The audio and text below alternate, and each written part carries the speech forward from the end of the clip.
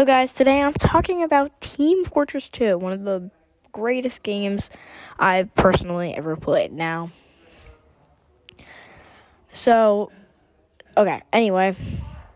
I love the game. Mostly I'm a spy and sniper player, and I just want to talk about, basically, not the state of the game, I'm going to, basically the entire game, summarize it. So first, the tutorial is great, because first of all, you get to learn the basics of each class, you get to learn what you can do in the game, with cosmetics and stuff. It's a really good game, or tutorial in this case. Now, let's talk about the training, the versus bots. Now, personally, I spend a lot of time training, because I just want to get better. But the bots are pretty smart. They act like how normal players would. Maybe not the spy bots, but, they're pretty good. Anyway, now let's look at casual servers. Now, casual servers are nuts. Because, first of all, there's something called bots for you non-TF2 players. It's basically a sniper that just gets instant headshots all the time. You could get hit from across the map and he'd still hit you. So it's basically just a cheater. Now, that happens to me a ton. I went into a lobby today. There was nothing but sniper bots. They all had, the Cozy Camper, which is an item, and some other, a Hitman Seek Maker or something, or a normal sniper rifle. Anyway, so that's casual out of the way. Man vs. Machine doesn't really have, especially Boot Camp doesn't really have a thing to cheat, because it's just bots, or robots in this case. It's like a zombie mode from, I don't know. It's I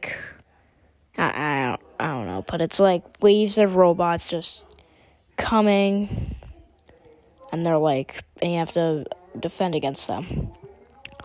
So, yeah, that's basically the game modes covered. There's also community servers, stuff like that, but that's mostly it. Next, we have balancing. Now, different types of weapons are side grades to their predecessors. There's this weapon called the Force of Nature, which is basically just a dual, a double barrel. And for you TF2 players, we can probably agree that Soda Popper is a direct upgrade from Force of Nature. Valve, you heard nothing. Anyway, now, so basically weapons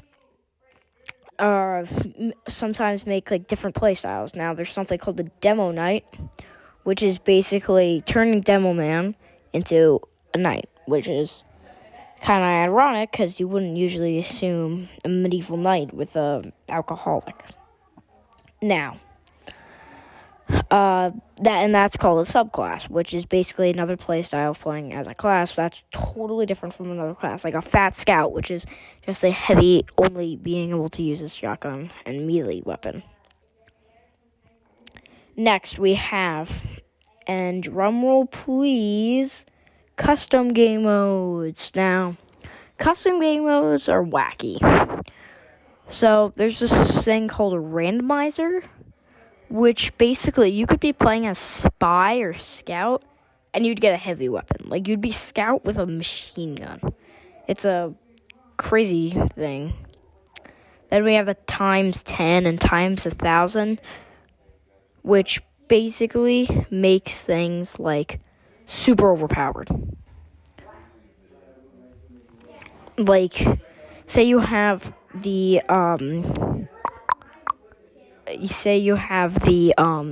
sticky jumper. if you're in a times 1,000 server, you'd be able to shoot down 2,000 stickies, which even using the normal sticky bomb launcher, you'd only be able to use 8. And for the sticky launcher, you can only use 2, which is like the highest you can go by surviving. Like, you can't sticky jump with 3 stickies, because then you'll die of damage. Anyway, then we have trading.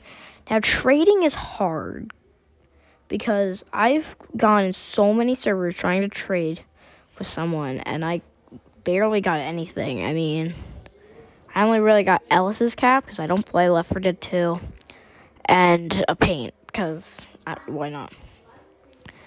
And like every other server I joined, there was like literally nothing. Like, nobody was willing to trade with me. And yeah.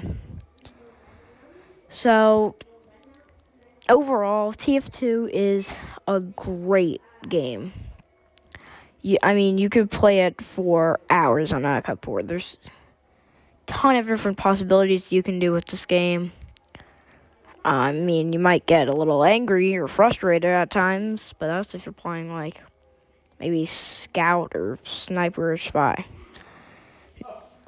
Now, let's talk about each class. So, the scout is fast and can double jump, which is very useful when you're fighting snipers. Because they have a bunch of snipers on their team. Then we have soldier, which can rocket jump.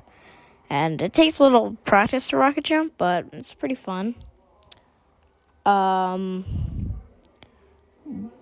Pyro, which is the most overpowered class in the game. Heavy, which can fire a machine gun. Sounds overpowered, but it's not. Engineer, which can build sentries, but he can only build one of his sentries or buildings at a time. Demo Man, which can shoot down stickies, which are like sticky bombs, to just, kind of blow up his enemies. He also has a bottle because he's an alcoholic.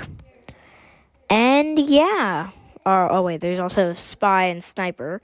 Spy backstabs people and requires stealth. Sniper, which can headshot people, and Medic, who basically heals the team. So yeah, that's my explanation of TF2 for you,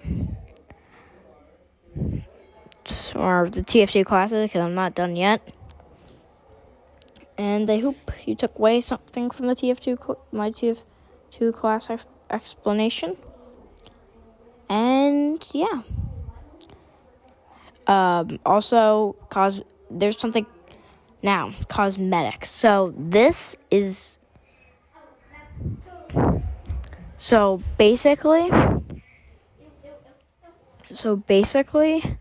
cosmetics are like the big thing, because there's something called an unusual cosmetic, which is just like a shiny cosmetic that has like smoke or something coming out of it. And it's a pretty cool cosmetic. I mean, I have 2 unusuals that I bought for like $20, so yeah. And yeah. And people trade that a lot, but you need like hundreds of dollars to do that. There's also something called Australian weapons, which is a super rare chance of getting if you're on Man Up and Man versus Machine, which gives you rewards every time you complete something.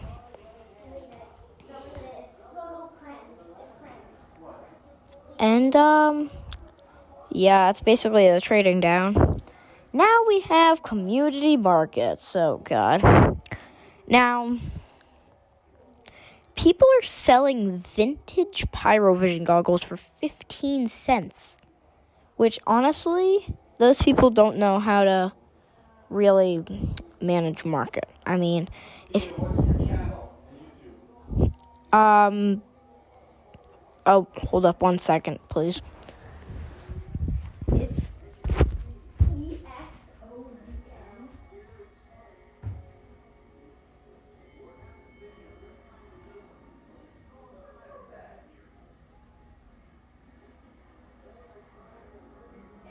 Yeah, you guys go to YouTube and search EXO.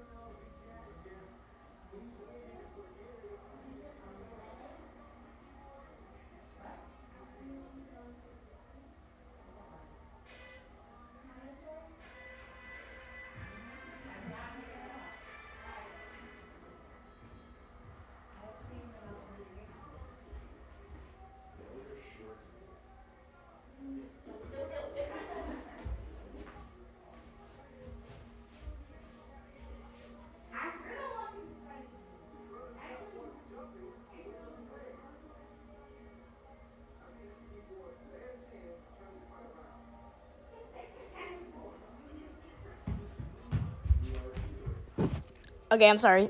Yeah, so that's Cosmetics Town. Hope you enjoyed this video.